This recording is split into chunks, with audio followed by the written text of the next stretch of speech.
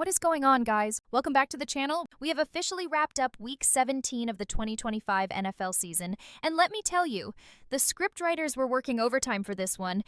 Usually, by the time we get to Week 18, we have a pretty clear idea of who is resting starters and who is locked into their seed. But this year, the league has gifted us absolute chaos.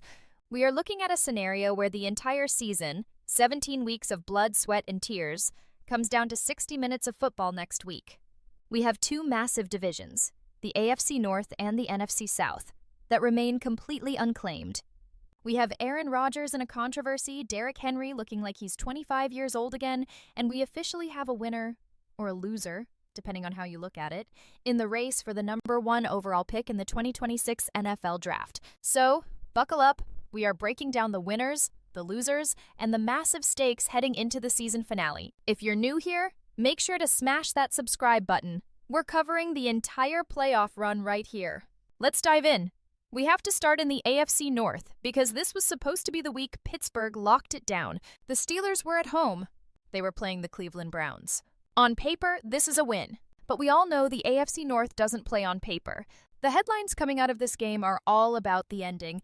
The Steelers get upset at home by Cleveland, but it's how it happened that's going to have sports talk radio on fire all week. We saw Aaron Rodgers trying to orchestrate one of those classic 2-minute drills. He's looking for Marquez Valdes-Scantling in the end zone. The ball goes up, controversy ensues, the refs swallow the whistles. Was it a drop? Was it interference? It doesn't matter now. The result is an L in the loss column for Pittsburgh.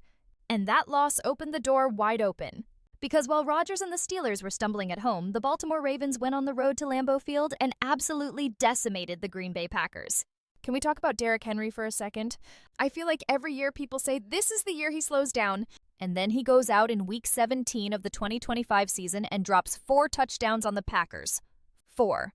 This wasn't a grind-it-out win. This was a statement. By dominating Green Bay, combined with that Steelers loss, the table is now set for the most dramatic finish possible. You literally could not script this better. Week 18. Steelers, Ravens. The rivalry is already the most physical in football, but now it is a straight-up title game. Winner takes the AFC North crown. Loser is looking at a wild card spot and a road game in the playoffs. The momentum has swung totally to Baltimore here. You have Henry running like a freight train, and you have Rodgers and the Steelers' offense questioning what happened against Cleveland. This is going to be the game of the year. Okay, let's pivot to the NFC, specifically the NFC South. Now, I'm going to be nice here, but nobody seems to want to win this division. Heading into Week 17, both the Tampa Bay Buccaneers and the Carolina Panthers had a chance to gain some ground. And what did they do? They both lost. Usually, when you lose in Week 17, you get punished for it. But because the football gods love chaos, and because of the NFL tiebreaker rules, those losses actually didn't kill their seasons. So despite dropping the ball this week, we have another winner-take-all game in Week 18. It's the Bucs, it's the Panthers. The winner gets a home playoff game. It's crazy to think about, right? You can stumble your way through the end of the season, but if you win that one key divisional matchup at the end, you're hosting a playoff game. The Panthers have been scrappy, but the Bucs have the experience. It's going to be ugly, it's going to be gritty, but just like the AFC North, the NFC South will be decided in the final 60 minutes of the season. Now, while everyone was watching the playoff implications, the real sickos, and I include myself in that group, were watching the 4 o'clock p.m. slate for a different reason. The draft order. We had the New York Giants versus the Las Vegas Raiders. The stakes? The loser of this game effectively secures the number 1 overall pick in the 2026 NFL Draft. If you're a Giants fan who wanted that top pick, I am so sorry.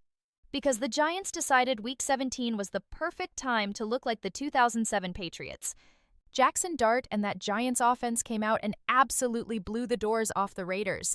They looked competent, they looked explosive, and because of that, they ruined their draft position. On the other side, you have the Las Vegas Raiders. Geno Smith could not get anything going. The Raiders' offense looked flat, uninspired, and frankly, like a team that knew what was at stake. By losing this game, the Raiders have officially relinquished their dignity for the day, but they have gained the crown jewel, the number 1 overall pick. This is massive for Sin City. We are talking about the 2026 draft class. Having the first choice gives them incredible leverage. Do they take a new franchise QB? Do they trade down for a haul of picks to rebuild the roster? The Giants, meanwhile, fall out of that top spot. It's a bittersweet victory. You want your young QB, Jackson Dart, to play well and get a win, sure. But giving up the first overall pick to do it?